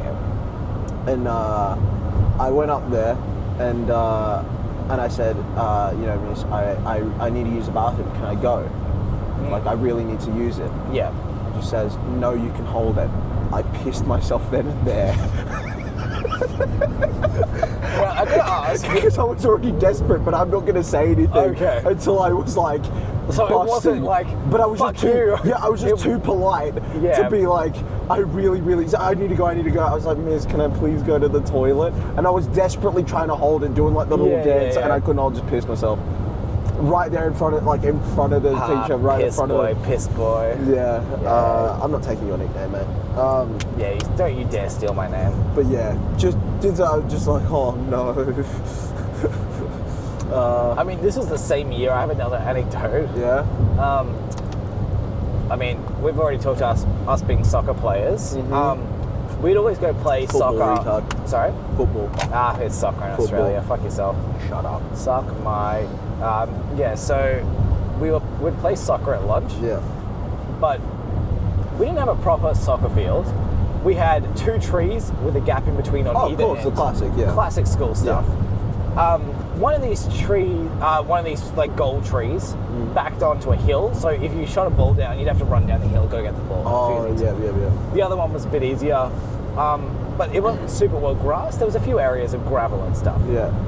Now, a lot more then than I am now, which will be... Don't tell me this is the chin story. No. Okay, I was going to say, because you'd gravel, hill, getting a ball. Me and gravel get along. I was going to say, because you told that one last week. Chin? Yeah. I did my collarbone on gravel as well. Yeah, okay, nice. But yeah, so... Rock boy. I am rock boy. So, a lot more then than I do now, which may be surprising because you see me play soccer, football now. Yeah. I was a slide tackle fiend. Oh, I was really... Oh, yeah. If you thought I was bad now, I was pretty bad then, because I was... Like, whenever we as tiny children would play the adults, I would take down full-grown men. It just would happen as soon as I got close to them. But anyway, I go for one of my wonderful slides, but I happen to slip into the gravel patch. Good Lord. And may or may not tear up my knee a little. Yeah, I can imagine. Nothing super bad, but enough to like get a bit of blood flowing, and it's probably like enough to scar, sort of thing. Anyway, as we've noted before as well, I have a fairly high pain tolerance. Just a little. So it didn't really bother me. Yeah. Like it hurt, but like I can just get by. It's not anything major, just a scratch. Yeah. So I just keep playing and go back to class after lunch. Mm-hmm. When we go back, I cover up my knee with my hat because I don't want to be sent to the nurse's office for whatever reason. Yeah. So I try and make it into class, and obviously my teacher sees the blood running down my leg. Yeah. But I'm trying to hide behind a tiny hat. And yes, I was unsuccessul in my stealth endeavors that day. Yeah. Yeah, I can imagine. Yeah. Just this like 11-year-old kid being like, I'm not bleeding. It doesn't hurt. That's good. That's good. Yeah. That's I got plenty of school stories. Often they revolve around Nathan. Yeah. I could tell you a million Nathan stories. Yeah. A million of them. They all end badly for him. You know, but as things tend to do. Yeah. Love Nathan. Also my mate Ben. Yeah. We had this game at school. It was just a weird thing, right?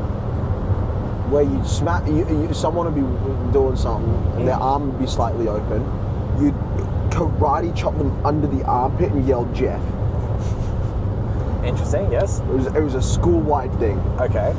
Don't know how it started, don't know why. I was convinced maybe other schools did it. Don't think they did, I think it was just us. Don't think we did. Yeah. But then that evolved. There became other different strikes that gained names. Mm-hmm. So like, I don't know, a slap to the face would be, you'd yell Paul as you did it. I don't know what it was. Very funny concept. Yeah. It all started with Jeffing. Me and my mate Ben rocked up to like geography after that. We played football every lunch. It was middle of summer. Yeah. We rocked up, trousers pulled up to our knees, ties undone, just sweating to all hell after running around playing football all lunch. In dress attire. Yes. Yeah, we come back to the class. Me and Ben start just playing a game of that, just hitting each other with whatever, like little karate chops to the back of the knees, to the back of the head and all that. Ben ends it by grabbing my shoe off my foot and hurling it up the front of the room, and we both get sent out. He was like... Did he shout a name? Yeah, my name. It's like, talk back. He's like, right, you too, out. I once got a detention for sneezing. Yep. Because my teacher didn't believe that was my real sneeze. You've heard me sneeze, it's pretty loud. Yeah. Yeah, the teacher didn't believe me. Got attention and it got revoked because my entire class had to tell him, no, that's just how he sneezes. That is really good. Yeah. I mean, I got another primary school one.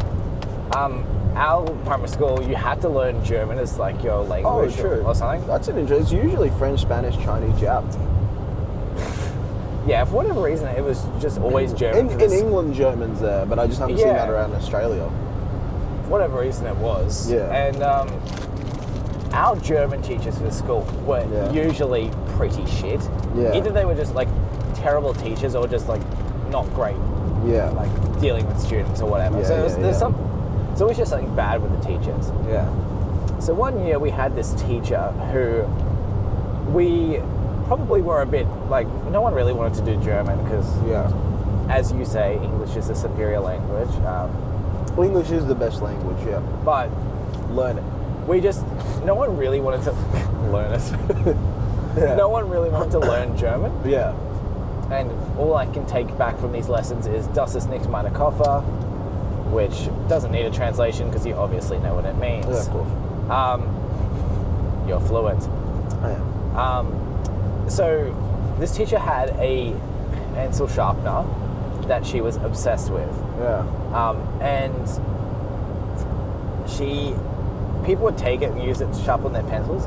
She'd get pretty up them if it was missing at the end of class. So in my wisdom, one point, I stealthily take it and hide it away in one class. Nice.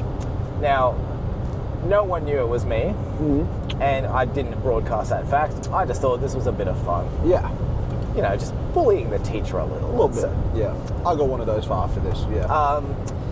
Let's just say our teacher had a full-blown meltdown and was in tears by the end of class because no one was owning up to doing it. Oh, good Lord. It was a case of it had gone too far. I couldn't do anything.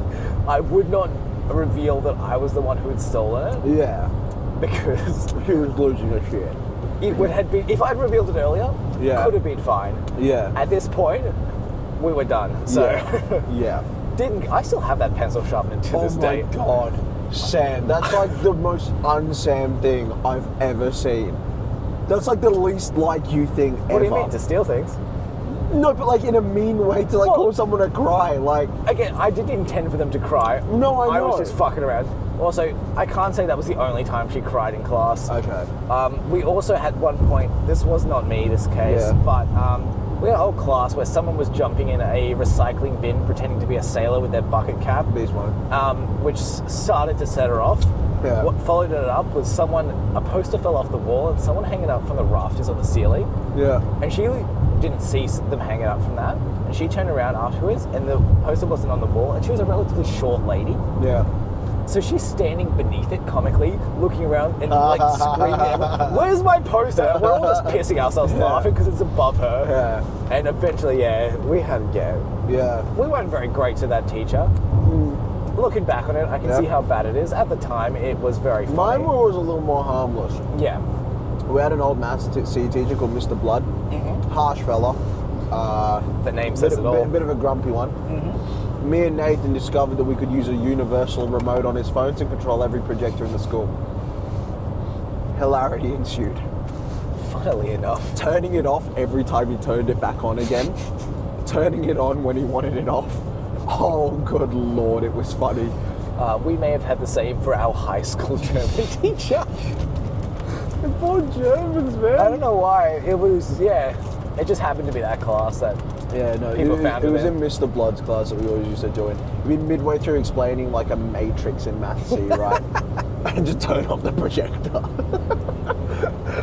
No one's getting any learning time. Nathan just be there like, "What's just bang?"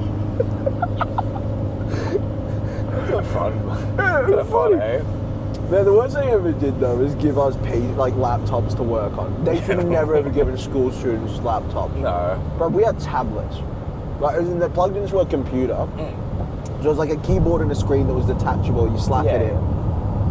Brother, I had FIFA 15 Ultimate Team on that thing. Do you think I'm getting any work done?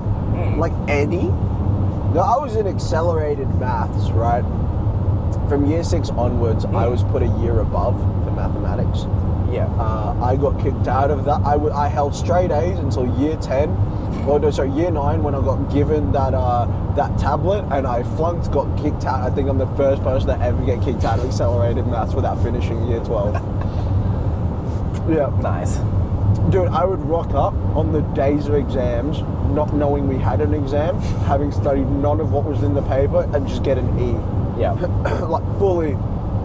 My year 9, 10, I just stopped trying, Yeah. But ended up with good grades at school, kept the parents happy, ended up graduating with, like, the best I could get. So, stoked with that.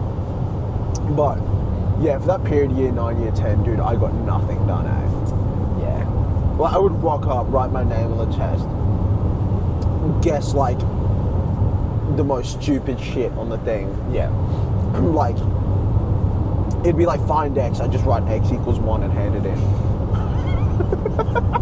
Fuck. Yeah. We had something pretty similar. In like grade 7, we had some very bad computers that the school had. Yeah. But you could use them for like within reason. Yeah. But there was a select few of us who were advanced enough in math that we could basically just teach ourselves and be way ahead of everyone. Yeah. And we got sent off into another room while everyone else got lectured on the stuff we already knew. Yeah, okay. But with laptops, we could learn ahead. Yeah.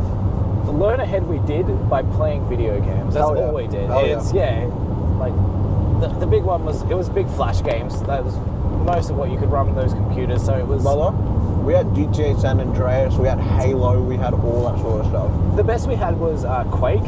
Yeah. That was, I think, the only other game we could get, which we had a couple of people doing like the LAN connection and stuff for. Yeah. Otherwise, we had like the Impossible Quiz was a big one for that. I get you. So yeah, we had all sorts of tablet games. It was just whatever was on the Windows Store. I mean, like this was pretty shitty computers. Like they were donated stuff because it was public school. Yeah, I went to pretty fancy school, so. Actually, going into high school where we did have our own computers, I may or may not. James Stimson, lovely friend who plays football with us. Does he watch these? Sorry? Does he watch these? If he does, unlovely friend. No, I'm just wondering in case I give away information. Let's not, just in case. I mean, it's an hour and a half, nearly 2 hours deep into our podcast. I don't think he does, so we can just say it. Yeah. James, so we have a character, Glowstick, who is... inspired by... And his only ability is when his bones break, they glow. He's completely useless, stupid, an idiot, the worst character ever created. His real name is James Stimson, and his face is based off our friend James Stimson. Sam's childhood mate, our mutual friend as well. My mate from kindergarten. Yeah. We go back that far. Yeah, he doesn't know. To his detriment. He doesn't know. He knows who Glowstick is, and he finds the character hilarious. Little does he know it's named after him. And so James Stimson, we went to kindergarten, primary school, and high school together. Yeah. All different places, so a bit of a coincidence we were all there. But anyway, in high school we have our own laptops. I don't know what happened, but he seemed to have a very puntable laptop. He's a puntable guy. But it was always by accident. Yeah. So I may or may not have broken his laptop once or twice. Yeah? One time, I think I just bumped him and he dropped the laptop and it fell down a set of stairs. Yeah. It was, I guess, one of those Surface Pros, so that screen just cracked. Didn't, hold up well. Yeah. And I can't remember what the other time was. I probably pushed it off of the edge of a building by accident as well. You know, I have one memory of high school. Yeah. B block at my school is the science block. 4-story building. There's a little, with the classrooms, like there was like a veranda where you lined up outside the classroom, right? I don't remember the context, I don't remember what happened, I just have a vivid memory of grabbing someone's laptop bag, Blackton's still in it, hurling up the side of the building. Do you remember why? No. I just have a very vivid memory of doing it. Yeah. Like just grabbing it and just throwing it. I don't know why. Yeah, so Stimp and I ended up being in so many classes together just throughout our time in high school. I've accidentally got him in trouble a number of times where people, for whatever reason, we don't look that similar. We used to look a lot more similar, really? Especially when we were both skinny. Yeah, I can imagine. There's been a number of times we were confused as twins. Now you're a fat piece of shit. Now I've bulked up and he's still a fucking twig. He is. But one of the fittest dudes I've ever seen. Physically. His gas tank is like Somalian marathon runner level. Like, it's absurd. He does a 10K in like 30-ish minutes. It's crazy. It's sub that, no? I think it's like 35-ish, maybe is less it? than, yeah. I know it is. Both him and Will are insane with that. Yeah, but those two. But Stim's a phenomenal athlete. Like, really good. Football, he's like our best player, or one of our best players in the futsal team. But yeah, his stamina is ungodly. Yeah. Like, yes, I could snap him in half, but he can run really far. What was I talking about? Stim, stamina. You guys used to look similar because you were both skinny. So yeah, a lot of times I guess he got confused with me for the hijinks that I did, and he'd take the blame for it. And of course, good man, wouldn't tell people it was me. He'd just cop it. Yeah. Yeah. True. Have I told you one of my favourite stories of his? No. So Stim was in my primary school, he was the vice captain for the school. So standard. Yeah. And he was always sort of that captaincy sort of stuff, like where he was always doing that sort of thing. In high school, we actually had to do a speech and get voted in as captain. Yeah. And Stimp was the only person who got banned after doing their speech from being captain. Why? So it wasn't anything overly aggressive or whatnot. Yeah. It was just someone did a speech before him, and they were talking about a bunch of their accomplishments and stuff. Yeah. And like they had a lot of like good things. Yeah. Stim rocks up and starts his speech. He had not planned this as nearly as much as other people had. He starts up by basically just dissing the person in front. Like, I might not have all of these international and accomplishments. Oh, so good. Everyone bursts out laughing. Yeah, it's just that's great. A great start. It was the best speech, but because he believed the person in front of him, Stimp was robbed. Yeah, I know. It was such a funny, so good. He just gets up, talks shit, and then proceeds to do his leadership speech. That's so good. Oh, great guy. So good. Yeah. School was an interesting time. I probably got heaps more stories, but... Yeah, school's gone now too, eh? Huh? We're getting old. Yeah, we are getting old. I'm 25, you're what? 30? 24. Oh, 22. You're 24. Dumbass. Counting's Am I hard. over a year or under a year older than... I know you're 2001. Yeah. But is it over or under a year? You're over a year, because you're Feb, right? And what are you again? You're March. You're just over. Yeah, a year and a month. Yeah. It is weird. A bunch of my friends now are younger than me. Whereas growing up, I was always the youngest in my friend group by about 7-8 years because of tennis. All the people I used to train with were in their late teens, early 20s. I was 13. Yeah, makes sense. So all the people I used to not hang out with too much, but see day to day and consider friends were all way older than me. Is this mostly futsal team, or is this... As in my friends now? Yeah. Well, Marvin and Danny, my two uni friends, they're both 2001, 2002. Yeah, okay. Some of the futsal guys as well. Yeah. A couple of my little friend groups and stuff. I'm just a little older then, so it's weird. Yeah. A big change. Yeah. But yeah. Oh man, I really need a piss, but I got 48 minutes. We're getting there. I don't know what that stitch is in my ribs, eh? Too much caffeine. No, it's whenever I talk. Okay. It's sitting down and talking for a long period of time. I feel like I really badly need to stretch out that side of my body because it just hurts. I don't know why. It's been like that forever too. Yeah, okay. Yeah. How long have we been going? If going long enough, we could always end it up. We could. I'm not that bothered. I don't really care, man. We're just chatting shit anyway. I don't really... Fuck it, it's a van podcast. Then we said we were going to have it running for 4 hours. Yeah, this shit goes long, eh? I don't really matter. It'll be out on Friday. Yeah. See what your computer can handle. I can handle a single video, I just can't edit it down. You know? Yeah. It'll take about a full day to export. Oh, there you go. 354 Ks to Sydney. We're making progress. That's not bad. So I got just under 300 to do myself. Right? Unless we're doing another switch, yeah. Huh? Unless we're switching up again, yeah. No, this will be the last switch, yeah. How's your shine going? How you feeling? Alive. Awake? Yeah. The shaking stopped, which is nice. Yeah. Although now saying that, I do want to shake again. Yeah. But you're feeling awake, right?